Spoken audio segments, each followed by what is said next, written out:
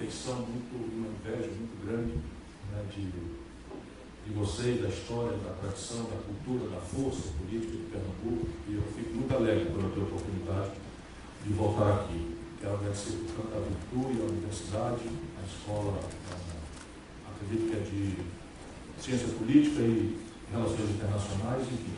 Muito obrigado mesmo por terem me dado a oportunidade de voltar.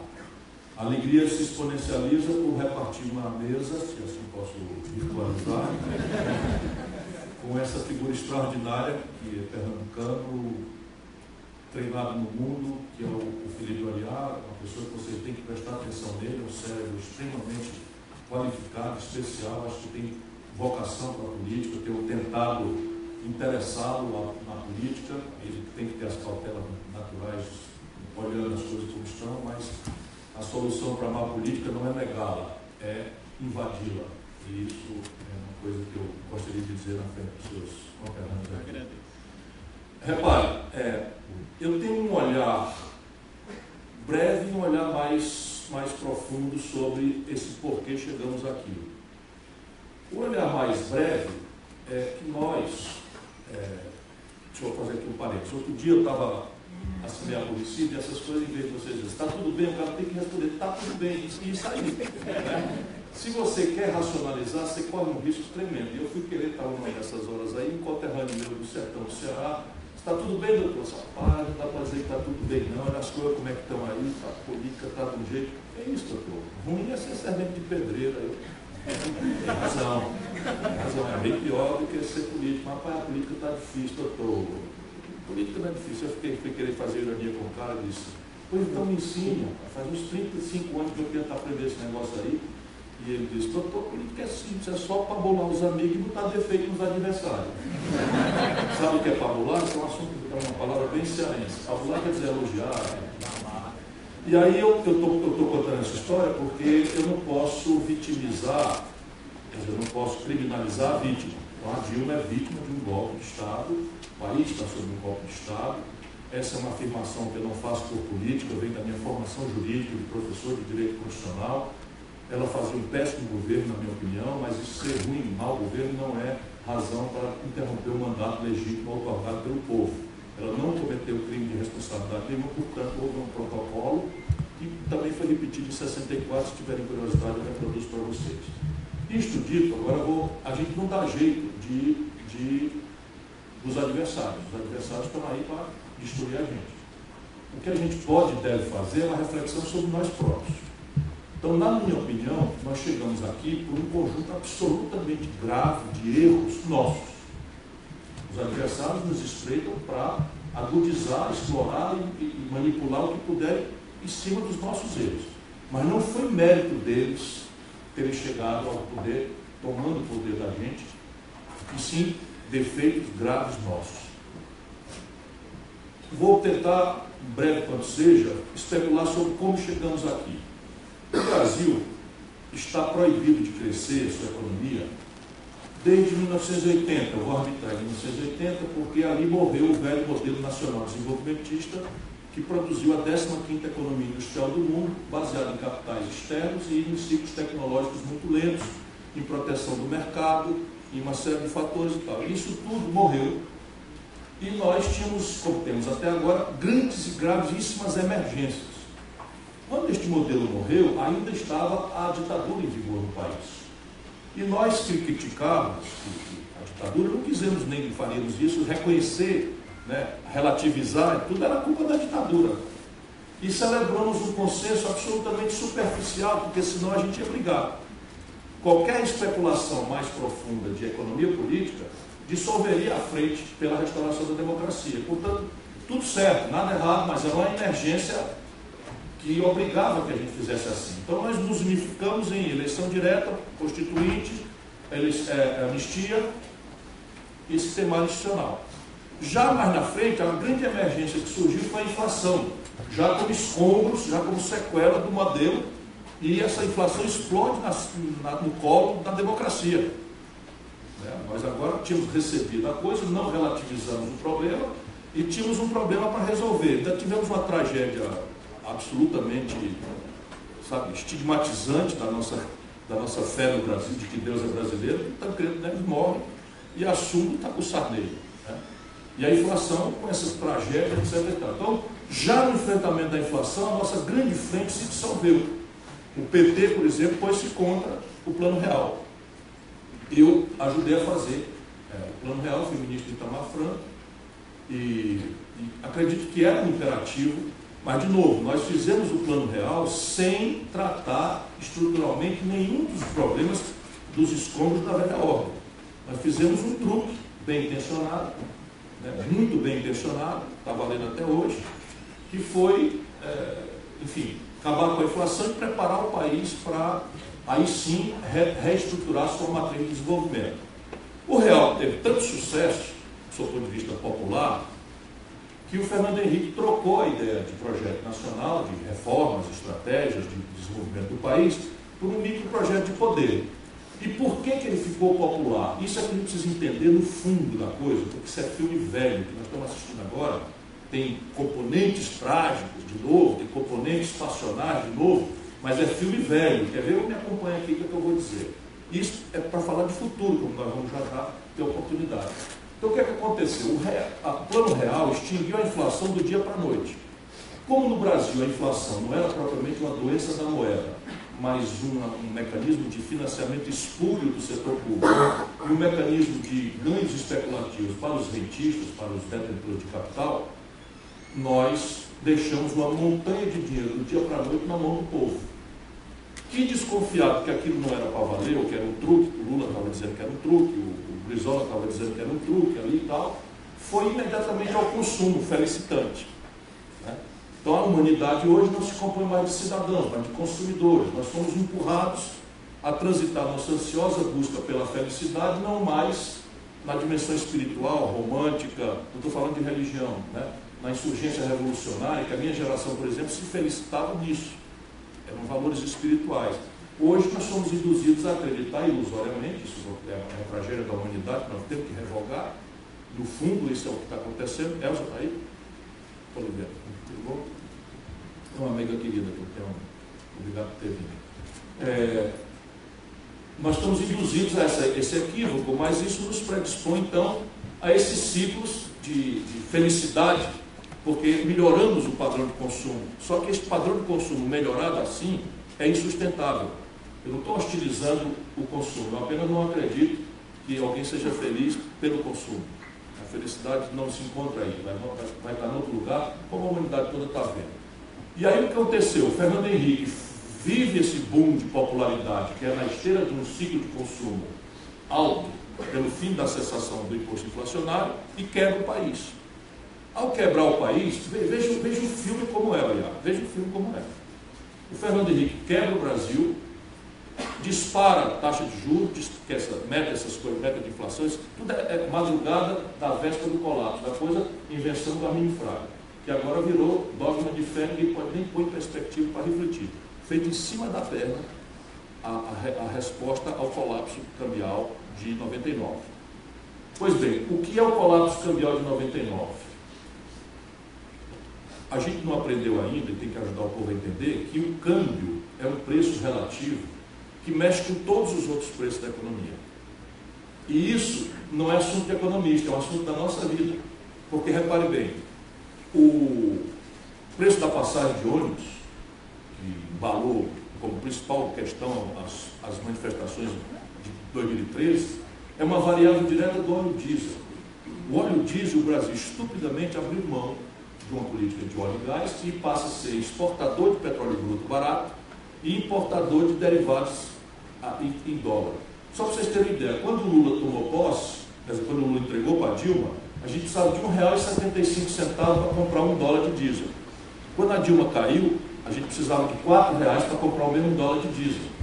Ou seja, o preço do diesel subiu, o preço da passagem vai subir. Química fina, todos os remédios, pizza, pão, só para vocês verem como é super popular. Pizza, pão é trigo é dólar, o Brasil não produz. Então a gente precisava de R$1,75 para comprar $1 de trigo.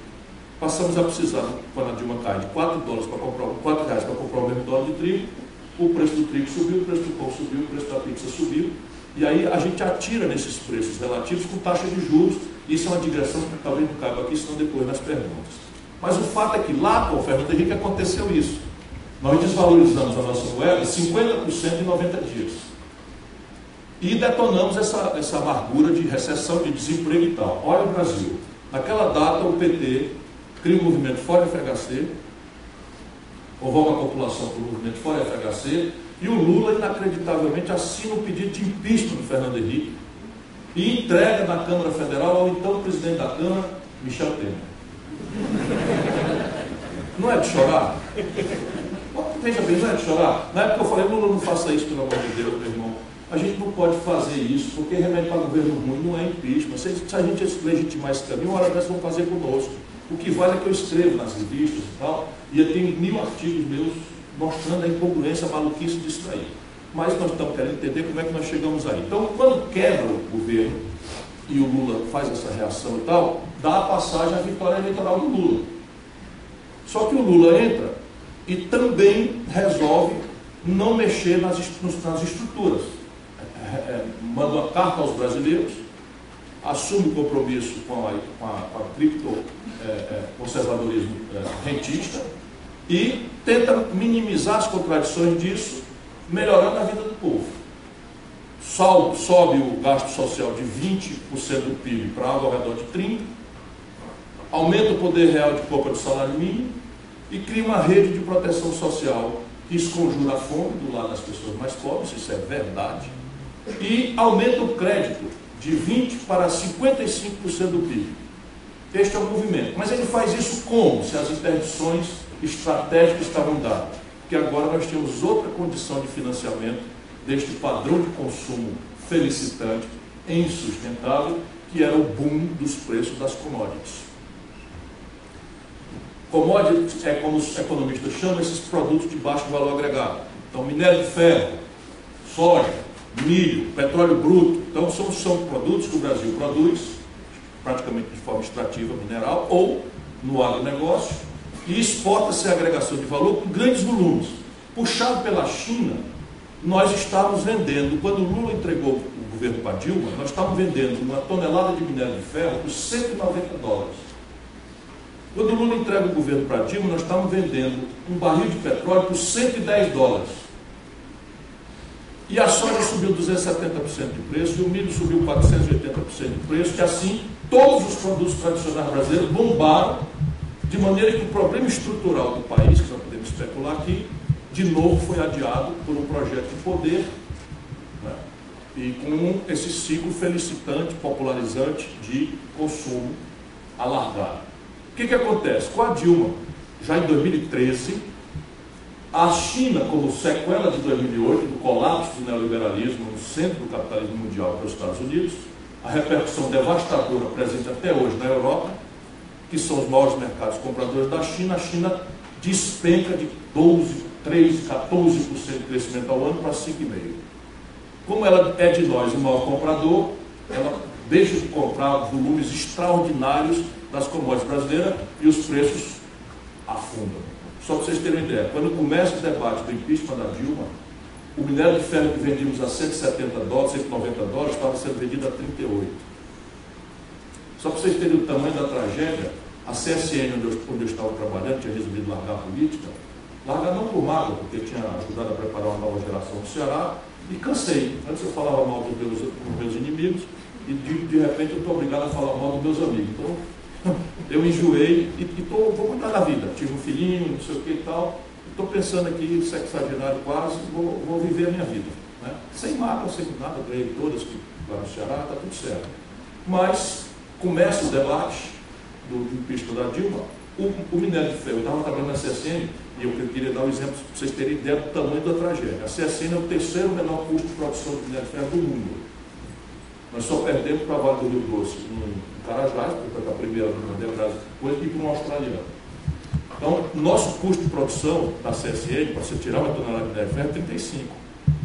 E o preço caiu para 38. Foi devastador. O petróleo pré-sal, naquela data, o custo de produção de um barril era $41. A gente vendia a 110, caiu para 30. Quando começou o debate do impeachment da Dilma, caiu para 30. Micou o pré-sal. E aí deu-se aquela perplexidade. Como não tem projeto, começamos a querer resolver isso com a ferramentaria que o Lula usou para enfrentar o momento grave, tenso da crise de 2008. Só que o momento de 2008 era completamente diferente do momento de 2013, 14. Por quê? Em 2008, os preços das commodities estavam todas bombando, a gente estava com uma conta mais ou menos equilibrada, porque o Brasil tem um buraco extraordinário na conta de manufaturado por estrangeiro. E a gente paga, estava dizendo ali para o jornalista, tudo é eletroeletrônica, química fina, meio de diagnóstico médico, as fibras, tudo é importado. 80% do valor do carro importado, superávit. Né? E a gente precisa rever nosso olhar sobre os nossos compatriotas, né? E trazê-los para uma coisa mais civilizada, menos reacionária e tal, mas devemos respeito a eles que estão levando o Brasil nas costas.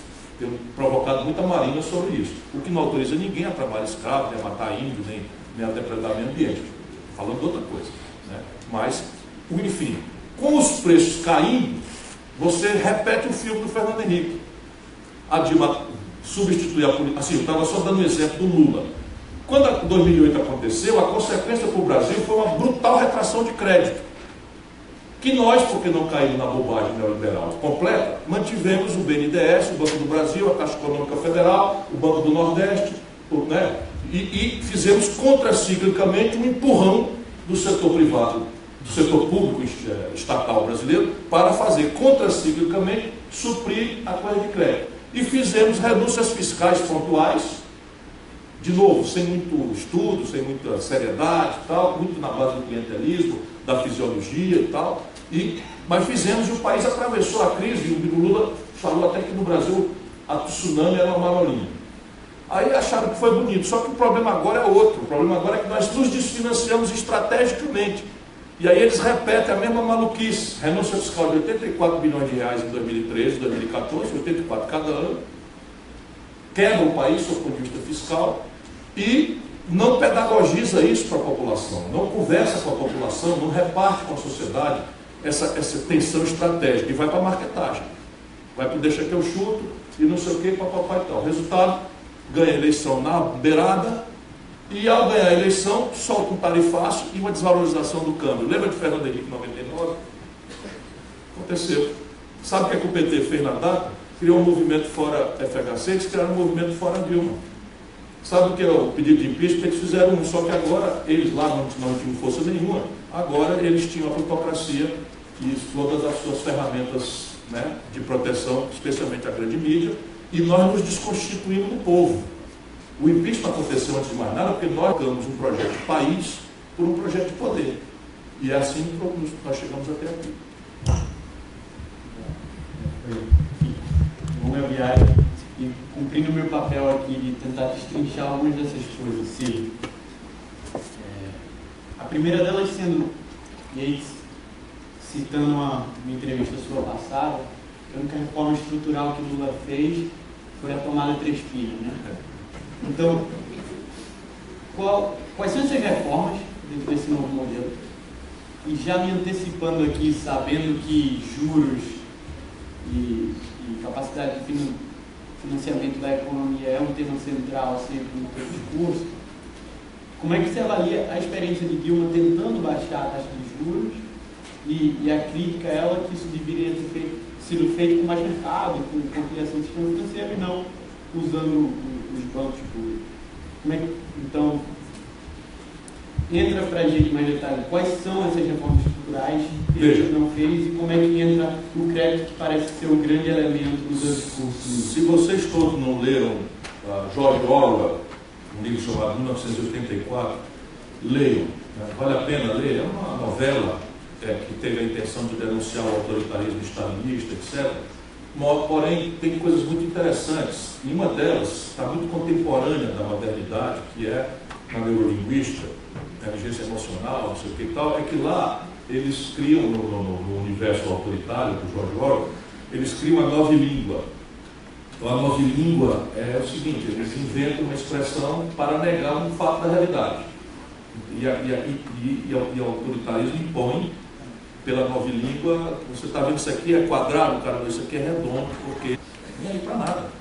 Aí resolve agora, né, sem planejamento, sem coisa nenhuma, prender todo mundo. Prender todo mundo. E eu não consigo me calar, entendeu? Assim, eu largo agora de lado, não largo não é possível. Né? Vamos voltar aqui. Então, Fora da nova língua, o Brasil precisa de um projeto nacional de desenvolvimento. Então eu já nem falo em reforma. Porque, francamente, a palavra reforma, ela incrustou-se de tal forma na cabeça do brasileiro que quem falar contra a reforma parece que é um brucutu, que não está entendendo nada, etc, etc, etc. Então, não é, o Brasil precisa de refundar o seu projeto nacional de desenvolvimento. E aí a gente tem que entender, fora das interdições ideológicas, evidentemente com as premissas ideológicas que todos temos que ter, qual é a lógica de estar na vida. A minha é superar no que estiver ao meu alcance, fazer o que estiver ao meu alcance enquanto eu existir, a miséria, a desigualdade, a pobreza e suas sequelas. Isso é o que distingue quem é direita e quem é esquerda. O resto é adjetivo. O resto é empulhação para absorver os graves da esquerda ou empulhação para atribuir virtudes morais de um certo racionalismo a uma certa direita. Quem é solidário com os pobres é de esquerda e quem é hostil ou acha que o individualismo é o que importa é de direita. Então, o ideológico para mim, a premissa é essa, o resto eu chamo de inteligência para discutir. Então, repare bem. O espontaneísmo individualista das forças de mercado já produziu na humanidade algum experimento de desenvolvimento sustentável na história da humanidade ou na geografia contemporânea do planeta? A resposta é não. Lato senso, porque alguém pode trazer aqui a experiência norte-americana, dizendo que lá é a pátria do laissez-faire, do capitalismo. E eu pergunto, em cima desta afirmação, existiria a potência norte-americana sem o esforço de guerra promovido pelo Estado norte-americano, sem as compras governamentais, sem o domínio tecnológico encomendado pelo governo, sem essa coordenação estratégica de um governo forte, com um sistema tributário altamente progressivo, etc, etc, e ainda assim, das civilizações aspas exitosas, é a mais desigual e está empobrecendo. Então não há experiência. O que há são instituições diferentes, formas diferentes de relacionar Estado forte com empreendedorismo privado e academia convergente ou não convergente com as estratégias consensadas de desenvolvimento.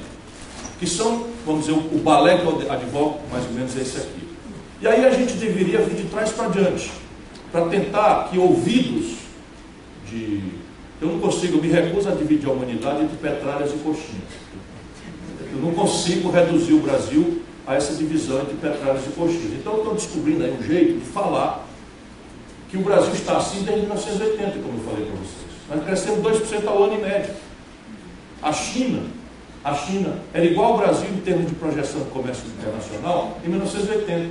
Nós éramos 1% e eles 1%. Com a diferença, nós éramos 130 milhões de habitantes e eles 800 milhões. Ou seja, nós éramos em 80 mais ricos e desenvolvidos que a China. Hoje o Brasil representa 1% do comércio mundial, a China representa 12,5%. Em 40 anos. Que é nada na história das nações. Nada. Aqui que está errado, nós estamos sem projeto, é aqui.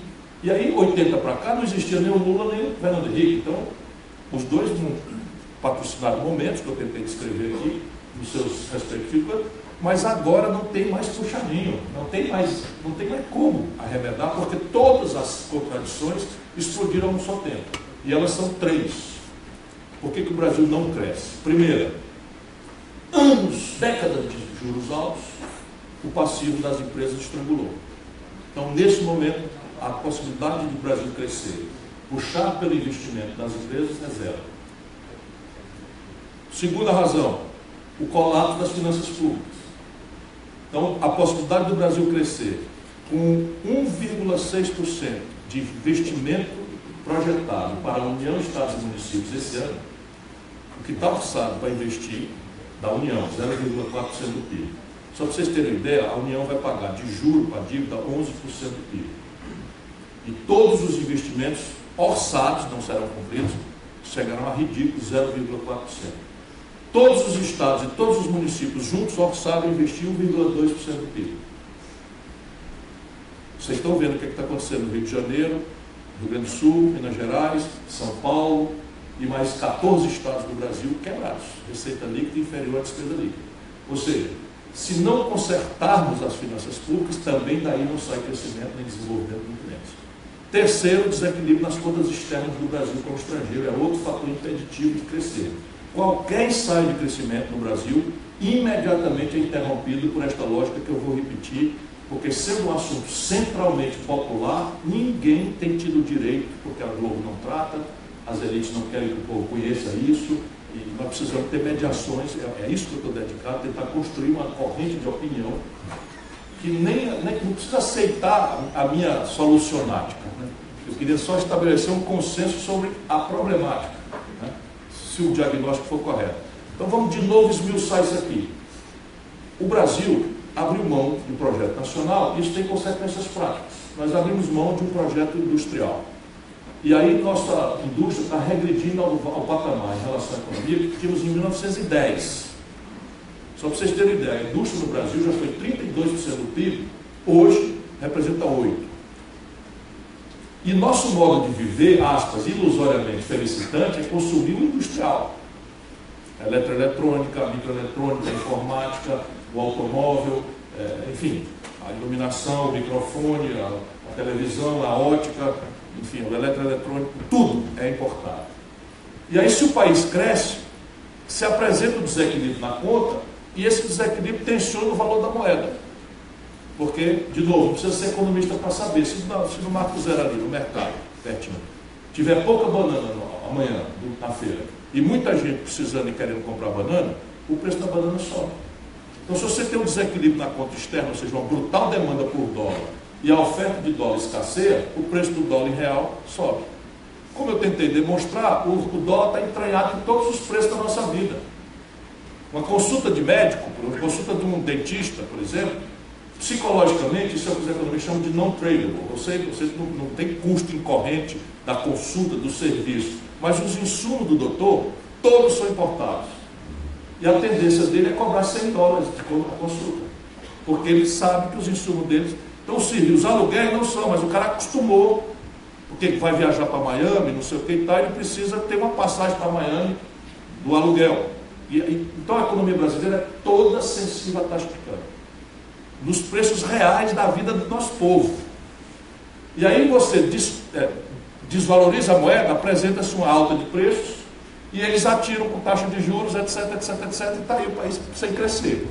Por que a taxa de juros é uma centralidade? É a sua outra pergunta. É porque assim, numa economia, se o governo paga por um papel mais alto do que o lucro médio que alguém tem na atividade real, na economia real, essa economia para. Por quê? Porque se eu tenho dinheiro, por que eu vou botar numa roça, num comércio, numa indústria, se eu botar o mesmo dinheiro no banco e levo mole, sem trabalhar, sem me arriscar, mais dinheiro do que o lucro do meu negócio? Mas o Brasil é o inverso, nós temos um baixíssimo nível de capital doméstico. Não chega a 15% que sobra para a gente investir no Brasil e está sendo drenado todo o serviço da dívida. Então nós precisamos, para cada cabeça de empreendedor que os jovens brasileiros são, nós precisamos de dinheiro. Por que eu vou, como é que eu posso tomar dinheiro, deputado Silvio Costa, meus respeitos, minha cumprimentação, meus cumprimentos, parabéns pela sua valentia. Mande bala nesses golpistas.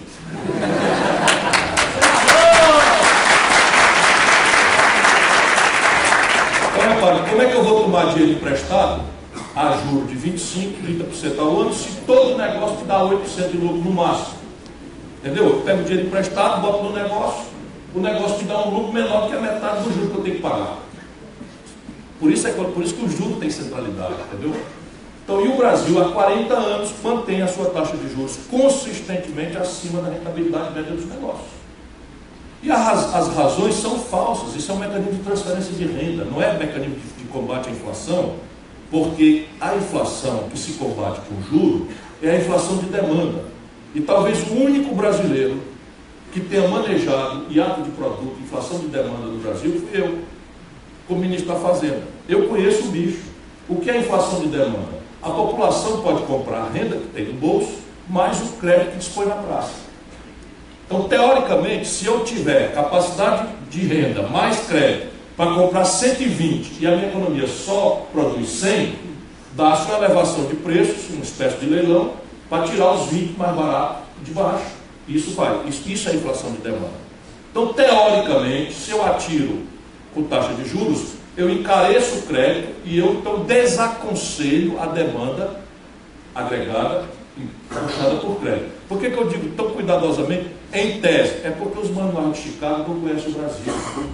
Os manuais de economia convencionais, produzidos no dito primeiro mundo, não conhecem o Brasil. Eles não sabem o que é, por exemplo, uma Casa Bahia, um Ricardo Elétrico. Eles não sabem que esses caras têm fachada de loja, mas são bancos. Por quê? Porque eles não sabem que a psicologia do povo brasileiro, que viveu 35, 40 anos de inflação acima de 25%, acostumou-se a resolver o seu problema e esquece completamente do juro. Por quê?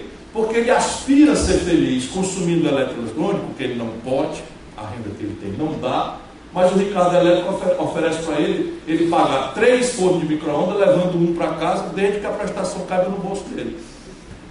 Vai falar isso com a Academia Americana, os caras, como é? Para pensar, meu irmão. Qual é o paper que tem aí? O que aconteceria, só falando de outra coisa, o que aconteceria com a política monetária americana, com a política fiscal americana, se o dólar de um dia desvalorizasse 50%? Tu conhece algum paper lá sobre isso? Não tem. O Brasil vive de implosões cambiais há ciclos de 10 anos. A cada 8, 10 anos nós temos uma implosão cambial. E isso é orgânico, é estrutural o modelo, ou não modelo. E agora a questão do juro. Você imaginar que vai enfrentar demanda agregada sem tê-la, porque repare, hoje a indústria brasileira está com 34% de capacidade instalada, ociosos. Então você não tem demanda maior do que oferta. E aí eles pretextam isso, mas a presença da inflação é custo relativo de câmbio e tarifa de governo. Vocês, pernambucanos, tomaram uma trauletada hoje de 25% de energia elétrica. Só estou sabendo, não? Quero saber qual é o efeito da taxa de juros sobre o efeito irradiador da energia elétrica aumentado em 25%. Faz isso, o americano sabe o que é reajuste de tarifa de 25%. Vai ver, pergunta lá. O amigo da Inglaterra, faça aí, entra aí no Skype, pega o amigo da Inglaterra, pergunta aí qual foi a última vez que a Inglaterra viu um aumento de 25%, seja em que coisa for. Cara, como assim? 25%? Não é por década? Não, estou falando, aumentou agora, hoje, aqui. E aí vai se irradiar para alguma inflação, aparece no IPCA, e os idiotas, que não são nada idiotas, usam como pretexto para transferir renda do setor produtivo para o setor financeiro. Essa é a questão.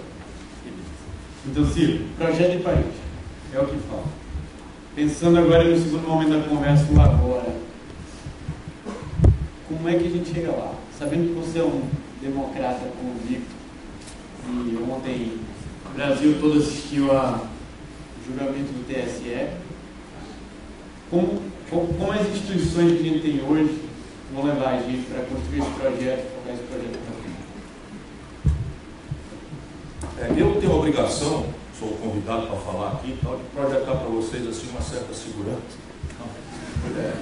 Eu espero estar conseguindo, mas assim, eu nunca vi nada igual ao que está acontecendo no Brasil. Porque a minha geração viu coisas muito feias, mas era muito fácil organizar a nossa militância ao redor de contra quem nós estávamos.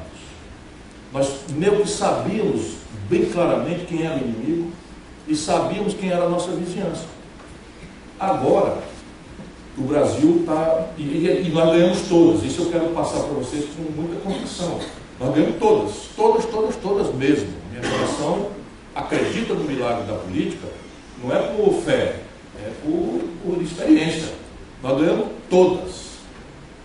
Muitos de nós não sobreviveram, muitos de nós sofreram mazelas e torturas, mas nós ganhamos todas.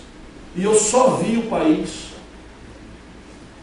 crescendo, evoluindo, procurando caminhos, etc, etc. Com esses problemas aqui de engenharia, etc, e agora está tudo dando para trás, de um jeito absolutamente agressivo. O Brasil caiu 19 pontos no ranking de IDH do mundo, em um ano. Isso não é brincadeira, não. A renda do povo brasileiro caiu 9,2% em 24 meses. A depressão de 29, que foi a maior crise do capitalismo antes de 2008, derrubou a renda em 5,3% em 10 anos. Nós perdemos 9,2% de renda em 24 meses. Então, o projeto de país não vai poder acreditar que vai vir, penso eu, de normalidades. Põe aspas nessas normalidades. As instituições no Brasil, ao contrário da mistificação, estão colapsadas, elas não estão funcionando. Não estão funcionando. A presidência foi usurpada e está a serviço de uma ditadura, não é, que soma a cleptocracia com o entreguismo internacional, com a plutocracia brasileira, com uma agenda absolutamente antipovo. O Congresso Nacional, por sua maioria, respeitando sempre as fragilidades e as contradições e as boas pessoas que ali existem ainda, né, em pequena minoria, mas existem, né, o Congresso brasileiro hoje virou uma casa de mãe joana, para não falar num puteiro. Sabe, com todo respeito às putas que merecem muito mais do que eles. Então, o judiciário não está fazendo o seu serviço. O judiciário é o poder, como dizia Rui Barbosa, que mais tem faltado na República. E tudo isso levanta ameaças muito graves para a sorte brasileira. Hoje nós estamos a caminho da barbárie. Hoje nós estamos no estado de anarquia. E o único elemento instabilizador do agravamento potencial que esse ajuntamento tenebroso de forças tem é o povo, que por sua vez anda ainda muito catatônico e quieto. Essa é a parte que mais me angustia. Eu entendo que você chamar um povo sofrido como o nosso para defender a democracia em abstrato, depois dos erros que nós cometemos, não é razoável. Mas eu estou falando agora de concretudes. A greve do dia 28 tinha uma concretude que era o avanço sobre os direitos trabalhistas, o avanço sobre o mínimo de rudimento do estado de bem-estar social, na Previdência e na Constituição mesmo, que está revogada pela PEC 55. Se nós não esquentarmos o debate na rua, se nós não acossarmos mesmo os deputados, os senadores, nós não temos muita saída para agora. E aí temos que botar todos os olhares em 2018. Meu partido tirou uma diretriz de defendermos eleições diretas. Eu concordo com a diretriz, mas essas eleições diretas, elas têm algumas premissas que eu considero muito improváveis de acontecer. A primeira delas, a vacância da presidência. Porque a vacância da presidência só acontecerá por renúncia e o senhor Michel Temer não tem o menor resto de dignidade para praticar esse gesto. Ele vai agonizar a nação porque ele está ali agora apegado para não ir para a cadeia. Então, não haverá renúncia. O impeachment, nós sabemos como é que é o rito, e a sede do processo de impeachment é o presidente da Câmara, que é cúmplice. Não estou dizendo aliado, porque aliado é na política. Quadrilha é cúmplice. É cúmplice do cidadão. O TSE poderia ter declarado a chapa inviável, muita gente teve esperança nisso, eu já não tenho direito de alimentar essas esperanças. Achei até que foi muito bom, porque eu achei que seria 5-2, e foi 4-3, e obrigou o Gilmar Mendes a se expor. Isso está acumulando forças aí na sociedade e dando mais atenção a essas coisas, né? Isso não resolve nada, mas é um acúmulo de energias que vão ser úteis, essas energias, nas mobilizações e especialmente no desagravo, se restar a democracia, das eleições de 2018. A outra fórmula de fazer seria, que vai começar a acontecer agora, o Rodrigo Janot, que mandou as 82 pegadinhas para o Michel Temer. Eu não comemoro, porque é 82 pegadinhas. Eu já fui processado pelo Michel Temer, porque denunciei quase todas as pegadinhas que estavam ali. A roubalheira dele do Porto Santos, desde 20 anos atrás. O Silvio Costa foi meu colega e viu. Chamei o Eduardo Cunha de ladrão, assim, a 4 metros dele, denunciando enxerto de medida provisória, não sei o que e tal. Enfim, mas agora as pegadinhas foram, ele pediu um prazo para responder, viu que era pegadinha, não respondeu nenhuma, e vem aí a denúncia do Janot. Ela vem com casca e tudo e vem quente. Vem quente e vem para valer. Então nós vamos de novo ter um grande surto, né, de excitação popular e não sei o que e tal, mas eu esclareço como é que funciona isso. O Supremo, ao processar a denúncia, pede à Câmara dos Deputados autorização para prosperar a denúncia.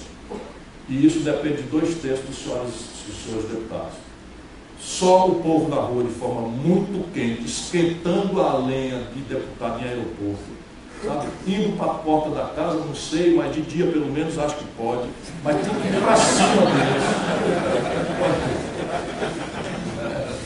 tem que ir para cima deles. Não tem só este milagre que acontecerá. Não estou brincando, é tudo muito trágico que está acontecendo no Brasil. Mas fora disso, nós vamos ver a Câmara votar o arquivamento dessa denúncia. E o país, então, vai ter esse moribundo político, salvo um outro caso que certamente vai pular, porque ele é um canalha, eu conheço de 1000 anos. É inacreditável que o Lula tenha posto uma pústula dessa na linha da sucessão.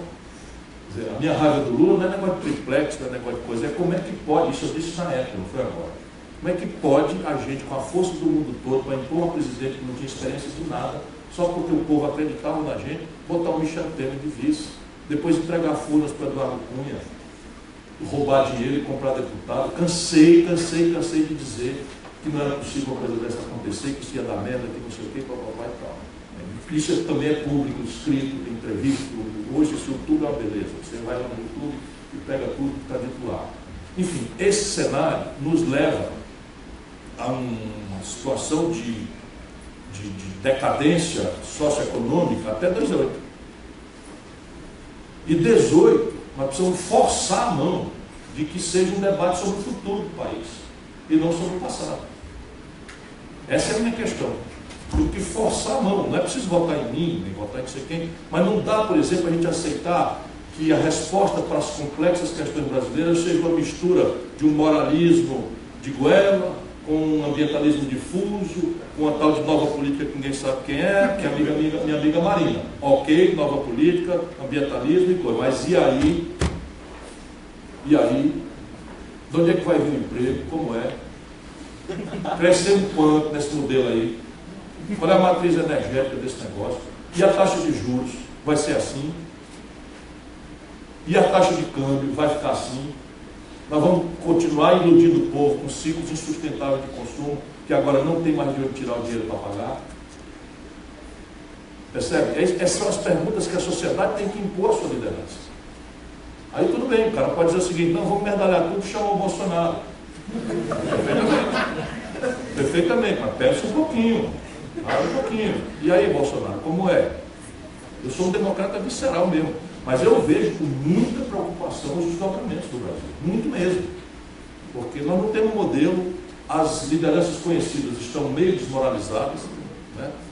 É pela primeira vez provável que o PSDB não esteja no segundo turno, o PT se recusa a fazer uma autocrítica, quer assumir a narrativa de uma vítima de perseguição política que não restabelece o nexo de confiança perdido, não digo no povão, mas na classe média, escolarização mais alta, gente que votou deles. Eu, por exemplo, né, votei a vida inteira, em segundo turno, etc. Fiquei com a Dilma até o último minuto. O Senado deu 2/3 dos votos contra o impeachment. Mas, porra, chega. Na minha opinião, chega. Eu não entro mais nessa se a gente não discutir outro desenho para o país. Sim. E para fechar, a gente abrir para perguntas, a gente discutiu um pouco antes, no momento atual, e para pensar esse futuro, tem se desenhado cada vez mais os movimentos alternativos, pensar política. Você tem como próprio Politicamos aqui, que você está organizando, tentativa de discutir política, aproximar, discutir isso de uma forma diferente, romper um pouco da dicotomia.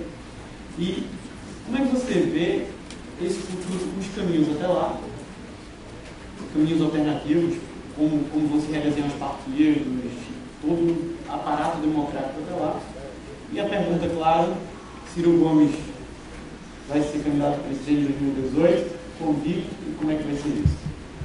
Bom, essa coisa que está acontecendo com o Brasil acontece também num momento global muito sensível, muito delicado, muito complexo, mas eu já começo agora, se eu olho o Brasil nesse curto prazo, com muito medo, não digo, mas com muita ansiedade, eu vejo um momento do mundo, não é, com muita fecundidade. Não é que já está semeado, não, mas eu estou vendo o terreno e começando a acontecer coisas que são expressão do que você acabou de falar, e eu vou voltar a isso, que tem uma importância muito grave. Repare, em 2008, o neoliberalismo como paradigma de economia política foi absolutamente desmoralizado. Não há mais um intelectual respeitável no mundo que consiga sustentar, fazer apologia do fim da história, como Fukuyama anunciou, etc. Enfim. E produziu um colapso das finanças globais, e por aí produziu uma estagnação econômica que quase 10 anos, 8 anos exatos, de juro negativo e de expansão monetária sem precedente, ou seja, os governos estão com juro negativo e expandindo o dinheiro e a economia não reage nos Estados Unidos nem na Europa. Isto está preparando o terreno para o debate de alternativas, né? E como a vida real segue enquanto o debate sai da perplexidade e já começam a expressões interessantes, a política está sendo mais interessante, como sempre. Então, quando o Trump ganha a eleição na América, é uma tragédia, sei lá o que esse cara vai representar para o futuro, enfim, não me confunda. Porém, a vitória eleitoral dele é uma importante referência da morte do consenso neoliberal. Sabe, da ideia do rentismo internacionalista, da despreocupação das governanças com a economia real, do descompromisso dos governos com o emprego, com o salário, com o bem-estar, que eram tarefa do mercado. Isso tudo foi desmoralizado. Quem elegeu o Trump foi o operariado desempregado branco dos Estados Unidos. Evidentemente que ninguém sabe o que ele vai ser. Mas o desmonte que ele faz desta premissa, e ele agora está fazendo o seguinte, ele está discutindo na prática com a Toyota a realocação de uma fábrica que a Toyota está planejando botar no México, e ele quer que a Toyota reveja a decisão e invista nos Estados Unidos. A Toyota, aproveitando o NAFTA, que é uma tragédia para o México, porque eles queriam botar o Brasil na alta, liquidar o México como país, agora querem fazer esse muro. Ainda tem a pachorra grosseira de dizer que os mexicanos é que vão ter que pagar o muro, né? E ele está brigando por desenvolvimento industrial. Ele abriu uma grosseira área de atrito com a Alemanha, reclamando da taxa de câmbio, porque a Alemanha está dando uma surra nos Estados Unidos em matéria de competitividade, tanto em terceiros mercados quanto no mercado americano. Ou seja, o presidente da pátria do capitalismo, que empurrou o FMI, o Banco Mundial, para chantagear o planeta inteiro para replicar essa institucionalidade estúpida, está na contramão, defendendo política industrial e comércio exterior, taxa de câmbio politicamente criticável, discutível, ou portanto administrável, emprego como tarefa pública e tal. Ora, viva, né? Para mim, viva. E o que está acontecendo na Europa? Como eles desmontaram os mecanismos de coordenação pela 30 anos de neoliberalismo, eles não estão conseguindo resolver o problema, mas só que a dinâmica de baixo para cima está esquentando a área, que é o que eu estou pedindo ao povo brasileiro, está esquentando a área. Então a política voltou a ter uma centralidade que há décadas não tinha na França. Eu fui lá agora observar e aparece uma esquerda corajosa, falando de mudanças de premissa de desenvolvimento, não está madura ainda para ganhar, não está pronta a proposta, mas acabou o acanhamento. Mélenchon fez um belo papel. A Le Pen esquentou pela direita, assumiu claramente, evidentemente que a Le Pen tem outra preparo, outra qualificação, outra entourage, né, para falar uma expressão em francês, né, do que o intérprete da direita aqui. Mas, enfim, mas esse pensar também é importante, porque essa dicotomia é que vai produzir uma síntese interessante. A França foi o Macron, que foi ministro Hollande, mas curiosamente é muito jovem.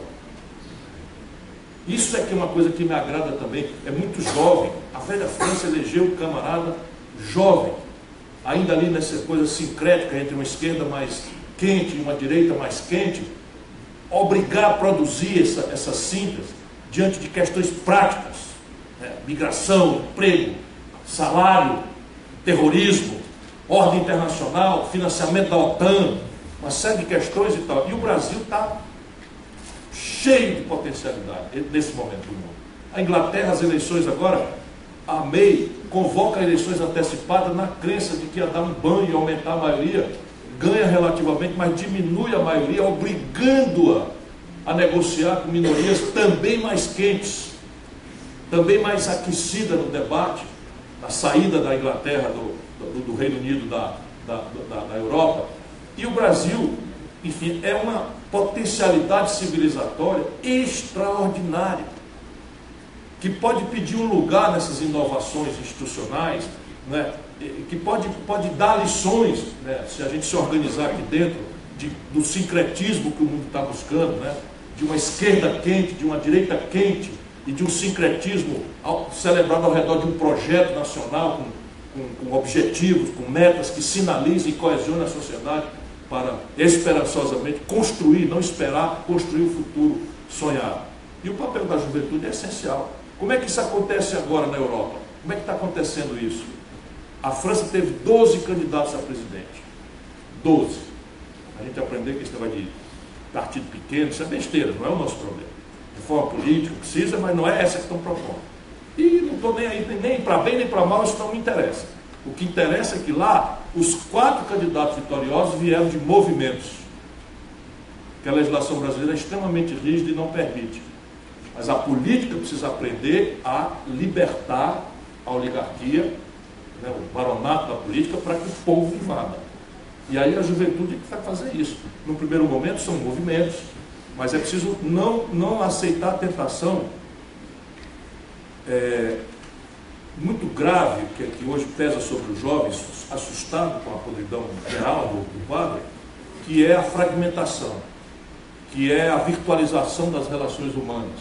Ou seja, a política a gente faz na rua, abraçando as pessoas, conversando com elas, botando o pé na lama da favela, ouvindo as pessoas, não é pelo computador. O computador é uma ferramenta, a internet é uma ferramenta, o Skype é legal e tal, mas é preciso correr o risco de pegar gripe, né, para fazer política. É preciso abraçar as pessoas, é preciso ouvi-las. E segundo, a agenda pode até ser especializada, porque a concretude é dialeticamente fundamental, mas é preciso cada um dos movimentos se comprometer com o coletivo, com o geral. Porque não há solução no onguismo. O onguismo é a contrafação neoliberal. Com todo respeito, é um papel essencial das ONGs, mas as ONGs nascem como contrafação neoliberal, da negação do Estado e da outorga a entidades privadas das responsabilidades coletivas de resolver o problema. Para quem tem 1% de miséria, como é o caso da Inglaterra, perfeitamente, mas no Brasil não é o caso. Então é preciso, tem especificidades, vamos estudar isso, vamos estudar aquilo, mas vamos estudar isso e aquilo num grande frame, na grande moldura do projeto de país que nós queremos ver construído. Sim. Obrigado. Obrigado a você.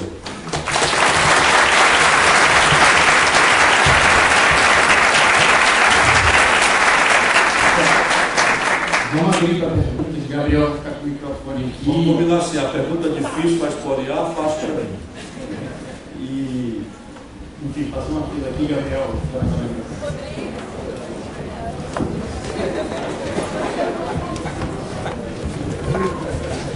Vamos esquentar o debate.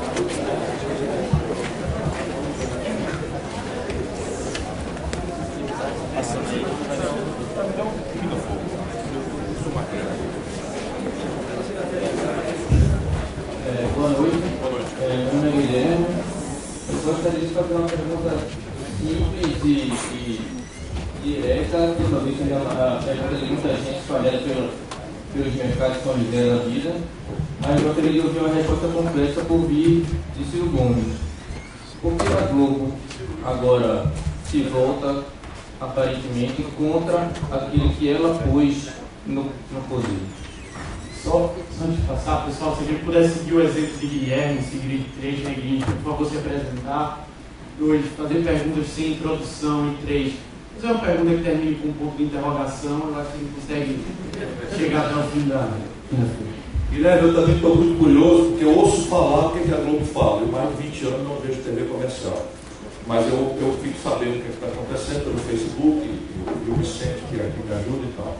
Eu tenho 2 hipóteses, e as 2 eu acho que podem ser concorrentes, elas podem estar juntas. A primeira é um pouco vulgar, mas é absolutamente real. A Friboi, a JBS, é o terceiro maior anunciante da Globo, que não anda muito bem nas pernas financeiramente. A segunda é que o mandato do Temer foi mandatado pelos golpistas fora da política por 3 ordens de interesse.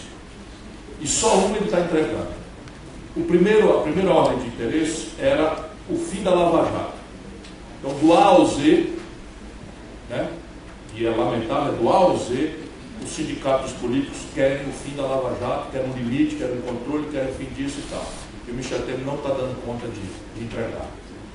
O segundo interesse, que a Globo faz com que a Globo esteja tensionando tão pesadamente, é que a plutocracia exigiu do Temer, como centralidade do mandato golpista, que ele usurpasse o orçamento para gerar excedentes a qualquer custo e a qualquer preço para colocar no poço sem fundo da dívida.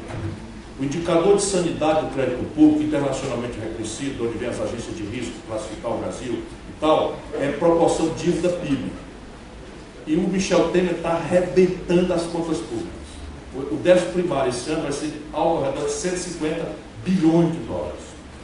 Bilhões. Então, e essas reformas que ele está propondo, se passasse com casca e tudo, não terão o menor efeito sobre essa erosão terrível. Então, a proporção de dívida PIB está crescendo. Acho que a Globo, então, está querendo um mandato de volta, né, porque quer botar outro que faça o serviço do controle. E o terceiro é o interesse internacional. Ele já entregou o fim do controle do pré-sal, está agora terminando de derrubar o conteúdo nacional e tirou o Brasil dos BRICS, que era onde a gente podia experimentar uma ordem internacional multipolar, hostil aos interesses do Império norte-americano.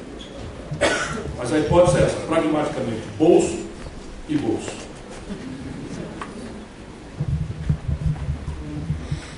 Boa noite, meu nome é Silvia e, primeiramente, fora Temer.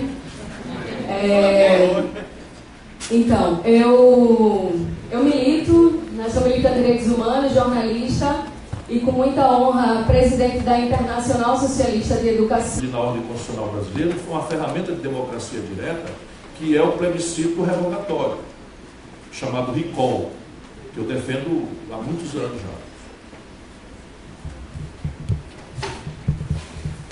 Primeiramente, fora Temer! Bora! Leve o tombando do jogo. Queria saudar. Alô, Lu. Fora Temer!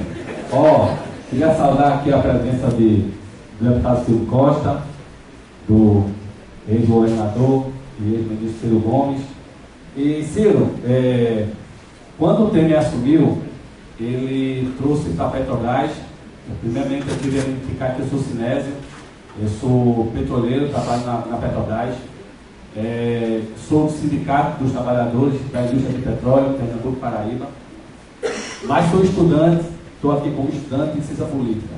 Aqui da... Não é mais, é E sou estudante com muito orgulho aqui dessa instituição. Temer, quando assumiu, né, quando ele apiou o poder, ele colocou na presidência da Petrobras o ex-ministro do apagão de Fernando Henrique. Para quem não se lembra, em 2001, o ministro do apagão foi seu Pedro Parente. Então, o Temer, ele coloca o Pedro Parente como presidente da Petrobras e se inicia na Petrobras um desmonte da Petrobras como empresa pública. Aqui tivemos um exemplo da Petroquímica Suape, que foi investido para fazer 9 bilhões e ela foi vendida a míseros 1 bilhão. Ela foi vendida a quase 10% do valor que foi feito. Então, eu queria, a minha pergunta sendo breve, eu queria que você desse uma perspectiva de o futuro da Petrobras nesse governo e qual seria a melhor forma de levar a empresa Petrobras, que é a principal motora do Brasil e desenvolvimento do Brasil. Muito obrigado. Eu quero repetir o que você está dizendo, absolutamente, como nós estamos de escândalos grandes, de luminosidade, a população nem sequer tem notícia do que está se fazendo com a Petrobras. Essa venda daqui foi um escândalo, mas eles entregaram, é muito curioso, a pretexto de privatização, entregaram o campo de Caracará, de pré-sal, à estatal da Noruega. Então, repara, o Brasil privatiza e quem vem comprar é o estatal da Noruega. Mas o escândalo não é esse. O escândalo é que o valor do petróleo, do barril de petróleo entregue para a Noruega, saiu a $1,35. O barril mais barato da história do mundo do petróleo, lá ainda não explorado, né? Então, a gente pode comparar com o barril de petróleo do Rotterdam, mas nunca houve uma venda de um barril de petróleo ainda não explorado, por $1,65. Isso é mais barato do que uma latinha de Coca-Cola. As sondas, não sei se você acompanhou também, a Petrobras comprou umas 5 sondas por 5 bilhões e 600 milhões de dólares. Eles venderam pelo preço mínimo de 500 milhões de reais, meio bilhão de reais. Então é um assalto completo que está sendo feito. Aí tem, com certeza, aí tem. Né? E a gente precisa denunciar, eu tenho falado muito. E a Petrobras é uma das... Como os bancos estatais são essenciais para uma retomada anticíclica, a Petrobras é chave também para um projeto nacional de desenvolvimento. Se você olhar o tal buraco da conta do Brasil com o estrangeiro e manufaturados, para achar um critério, você tem que o caminho da reindustrialização do Brasil passa por 4 blocos óbvios, por muitos outros, mas 4 blocos vai para casa de 2 dezenas de bilhões de dólares do buraco da conta do Brasil com o estrangeiro. O mais grave de todos é óleo e gás. O complexo industrial do óleo e gás, em que o Brasil, na prática, vende petróleo bruto barato, como eu já falei aqui, e compra derivados de petróleo caros em dólar. Sendo que a Petrobras tem expertise tecnológica, experiência na área, pelas refinarias todas que já administram, os planos de investimento já anunciados, inclusive, base de IPOs que ela lançou na Bolsa de Nova York. Isso tudo é fraude, porque o camarada comprou as ações baseado no plano de investimento que eles cancelaram. Ainda foi a Dilma que cancelou. Isso é que eu tenho mais raiva, é isso, porque não esqueçamos que a Dilma nomeou o Levi, ministro da Fazenda. A gente falar mal dos adversários é fácil, mas o Levi foi nomeado, foi nomeado ministro da Fazenda do Brasil pela Dilma. Então, petróleo e gás é flagrantemente um, complexo industrial da saúde o outro, complexo industrial do agronegócio o outro, complexo industrial da defesa, da saúde, falei? Saúde, defesa, óleo e gás e agronegócio. Então esse projeto, a centralidade da Petrobras é absoluta. Como fazer isso? Eu estou defendendo que a gente emita um lote especial de títulos de 50 bilhões de reais para puxar o capital da Petrobras, aumentar a proporção do capital público da Petrobras e usar via debêntures conversíveis em ação. Você desculpa, mas eu acho que o exemplo é que tem que ser dado, solução, como é que pode resolver, onde é que vem o dinheiro para a retomada do plano de investimento da Petrobras, em direção à autonomia na capacidade de refino em 10 anos. Com essa meta, nós podemos fazer a refinaria Prêmio do Maranhão, a refinaria Prêmio do Ceará, concluir Abreu e Lima e expandir, fazer Comperge e mais as outras, enfim, o plano de negócio da Petrobras que foi arquivado.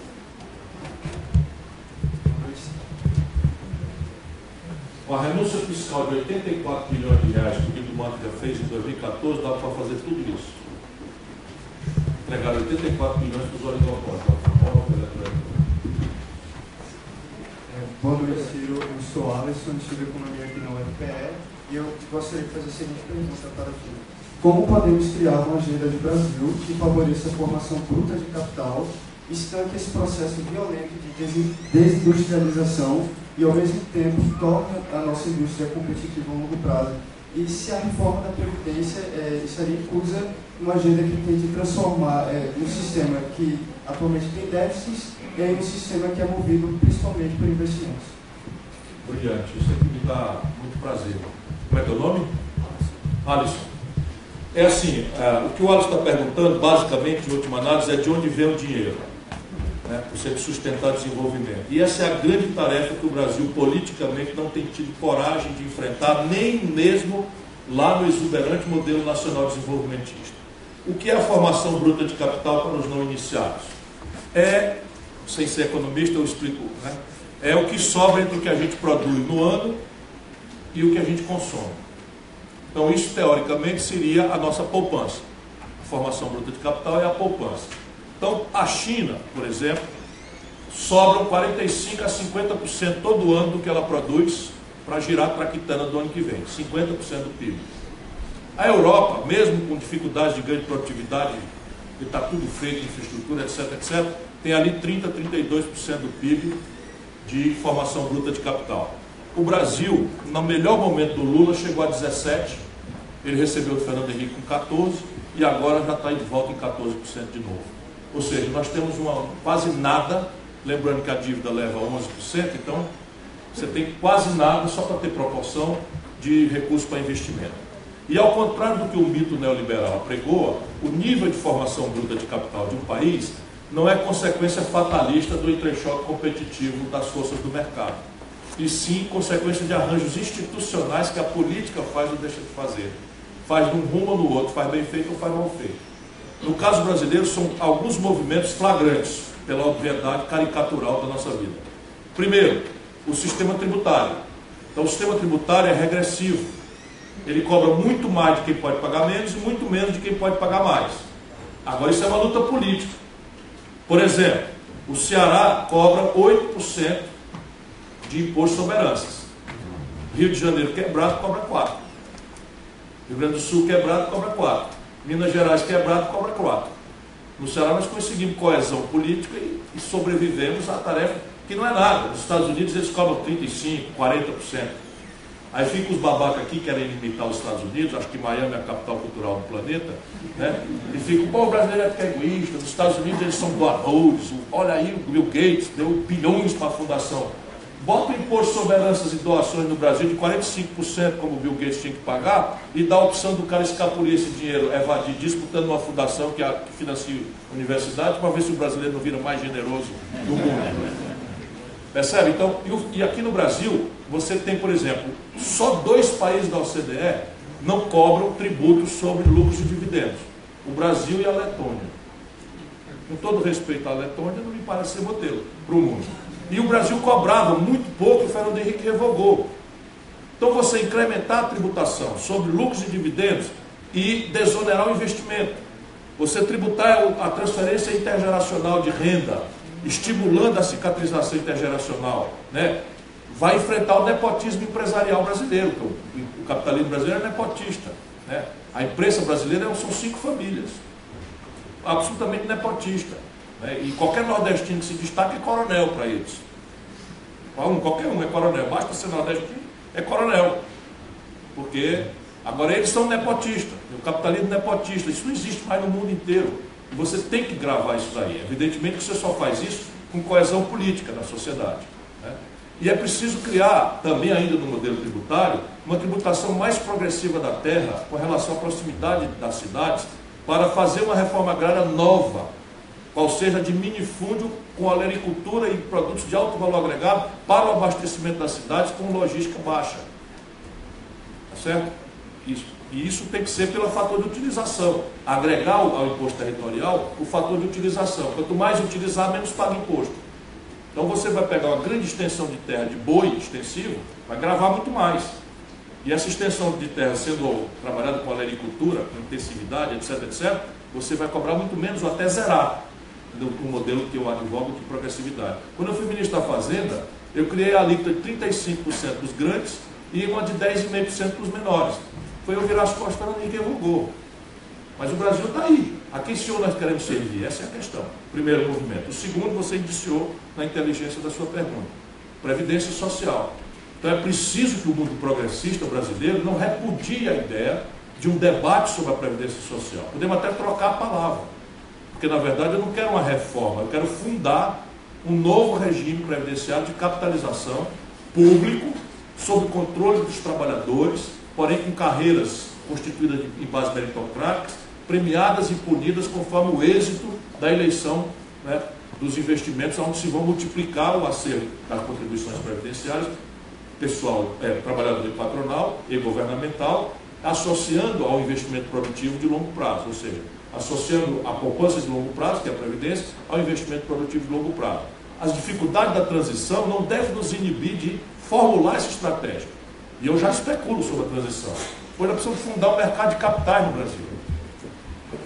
O Brasil não tem mercado de capitais. Eu não conheço, na minha longa e extensa vida, ministro da Fazenda, nunca soube de uma empresa nova ser capitalizada no Brasil na Bolsa de Valores. Nunca houve. A nossa Bolsa é um cassino, onde empresas que já existem especulam com cotas e ações de empresas que já existem, mas nenhum jovem inovador lança um IPO e capitaliza uma empresa por sociedade, por capital societário e não se onerando em juros. É preciso criar esse mercado de capitais. E, fundamentalmente, nesse novo mercado de capitais, criar o Venture Capital. que eu me desculpo por falar em inglês, porque não existe sequer o correspondente em português. Mas hoje a grande ferramenta de financiamento do empreendedor inovador, do jovem empreendedor, que sai da universidade, que tem uma ideia explosivamente enriquecedora, é esse capital de alto risco, que hoje, por exemplo, nos Estados Unidos é um capital mais relevante. A Apple nasceu assim, a Microsoft nasceu assim, o Facebook nasceu assim, o Google nasceu assim. Todas essas empresas de inovação, elas vão a esses fundos de venture capital, apresentam a ideia, tem um board ali que avalia, né, se aquilo é um alto poder de inovação, mas um alto risco de micar. E aí o menino não vai pedir dinheiro emprestado. Ele pega esse dinheiro e o cara faz uma aposta. Evidentemente uma aposta lúcida, que avalia. Não, o cara vai lá, apresenta, e o projeto está aqui, o potencial disso é tal, o cara calcula correto, bota o dinheiro. Se der certo, ele ganha proporção no capital explodido, né? O cara botou $1 e ganha $150 mil por dólar que botou. O cara que fez o venture capital do Apple, por exemplo, ganhou $1 bilhão por um. E se micar, risco do venture capital. Então o Brasil não tem isso, nenhum restinho. E aí você tem uma opção de coisas, ferramentas de compra governamental, clusters, arranjos produtivos ordenados por compra governamental nesses complexos industriais que eu defendo. Tudo isso eleva a formação bruta de capital e vai construindo uma dinâmica de democratizar a produção, que é o futuro, e não democratizar, vamos dizer, as oportunidades de produzir e trabalhar, e não achar que o caminho é o consumo. O consumo é tanto melhor quanto mais sustentável seja, pelo ótimo nível de produção e renda que você gera na sua sociedade. Claro. A melhor analogia para o venture capital no Brasil seria o goleiro de futebol. Ele pega 20 moleques que podem jogar bola bem. Isso. Se um der retorno, ele paga o investimento. Excelente, vocês ouviram? A melhor analogia para o venture capital é o olheiro de futebol. Pega 20 meninos, aposta ali, ajuda. Se um menino der certo e for para a Europa, ele paga tudo e leva o lucro. Boa lembrança. Pessoal, a gente estava agora tentando negociar aqui com a organização, mas a gente vai ter que fazer essa como última pergunta, se quiser fazer mesmo, mas o lado bom é que a gente consegue ficar batendo um papo aqui depois. A gente só não quer abusar da organização nem tomar o tempo do Gabriel, ainda quer fazer um encerramento aqui, agradecer a vocês a presença e a gente pode continuar o bate-papo com o Ciro em seguida. Por favor. Boa noite, Ciro. Meu nome é Arne Maia, eu sou advogado de Brejo do Cruz, interior da Paraíba. Eu queria saudar todo mundo que está aqui dia de sábado, até uma hora dessa, discutindo política, debatendo o futuro do Brasil, porque eu acho que os problemas da política e para a democracia, os problemas da democracia, só mais política e mais democracia. Todo o resto é enganação. Mas queria falar contigo sobre o projeto da Escola Sem Partido, mas vou deixar para uma outra circunstância. O que eu queria fazer a pergunta é o seguinte: o que é que você acha, como é que você analisa a postura do senador Renan Calheiros nessa crise política, a postura tanto quanto camaleônica dele? E uma outra pergunta que eu gostaria de fazer. Inclusive aconteceu ontem, foi muito em foco isso, essa questão de indicações para os tribunais superiores, inclusive um conterrâneo seu do Ceará, o ministro Napoleão Nunes, que ficou muito em dela disso. O que é que você acha desse formato de indicação e, se um dia você chegar a ser presidente, qual vai ser o tipo da abordagem que o senhor dará à PEC da Bengala, que ela abasteceu de 70 para 75 anos o prazo de aposentadoria compulsória dos ministros dos tribunais superiores e, enfim, toda essa estrutura. Valeu. Obrigado. Ciro Gomes, o AB Ceará 3339, ativo. Os advogados agora são 40 mil, eu sou 3.339 do Ceará, vou ficando velho. Então, repare, escola sem partido é só uma baboseira. É bom que a gente aproveite a oportunidade para dizer, porque como é que o professor, como é que o mundo resolve essas coisas? É um negócio que está pacificado desde o século XIV. No enfrentamento do iluminismo com a Inquisição, resolveu-se pela liberdade de cátedra, como a grande orientação. Então o professor dá aula conforme entender que deva dar-la. E o aluno estuda, e ouve, compara, e etc, etc. O resto é pura bobagem desses Zé Bostinha, tudo financiado por estrangeiro, que inferniza a vida brasileira. Isso é uma coisa Sai percevejo, a vontade que eu tenho de sai do meio, vai te catar. Esse menininho, o capitão do mato lá, o primeiro projeto do cara, na Câmara de São Paulo, o cara negro, é fazer um projeto que revogue a lei que estreou o Dia da Consciência Negra.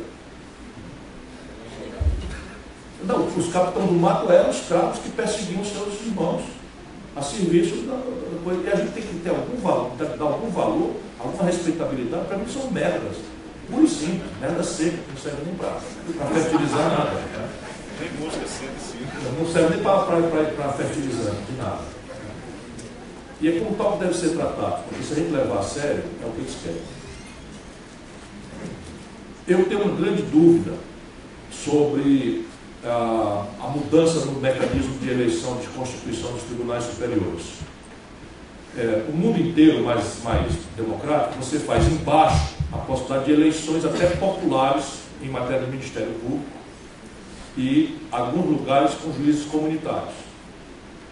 O Brasil optou pelo concurso de provas de títulos como única forma de entrar aí. Nos tribunais superiores, nós já avançamos, já deu uma melhorada, né, com listas e tal. Nos mais superiores ainda, Supremo, talvez a mudança que eu estou mais simpatizando em fazer, o que torna irrelevante a segunda pergunta, a questão da bengala, é mandato.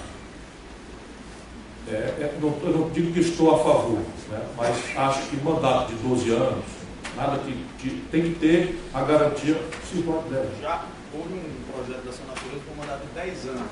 Eu acho que era do notado senador Demóstenes Torres, que caiu na CCJ. Tudo bem. Não é provável que se consiga mudar, não. Estou só especulando, livre pensando pela provocação brilhante do amigo, mas é um problema. Agora, parece que neste caso a ancestralidade é você permitir que o bandido ascenda à presidência da República. Porque se nós repararmos bem, o Lula e a Dilma, salvo o Toffoli, escolheram ministros de alta nomeada. Né? Salvo o Toffoli, que foi, vamos dizer, o Gilmar Mendes do PT. O Gilmar Mendes do PT. Não é que ele seja má pessoa, é que era advogado do PT, foi ministro, chefe, e aí saiu e tal. E agora o temerário bota o Alexandre Moraes. Mas o problema nosso é antecedente, é a permissão de chegar bandidos ao centro de poder. Aí o resto é só serra abaixo. Vou falar em bandido. E Renan? O Renan, ele é um lutador, ele é hábil e na luta real a gente pesa ou não pesa conforme seja útil ou não para a luta. O meu conceito pessoal, não duvido, é muito parecido com o seu. Mas neste momento eu considero útil o que ele está fazendo para o país. Então eu o pouco. Eu o pouco. Não, eu não estou dizendo que gosto ou que não gosto. Eu estou dizendo eu o pouco porque não tem centralidade na minha crítica. Pessoal, essa foi a última mesa do nosso planejamento cotidiano. Gostaria de agradecer imensamente a presença de todos, principalmente aos que ficaram aqui desde manhãzinha até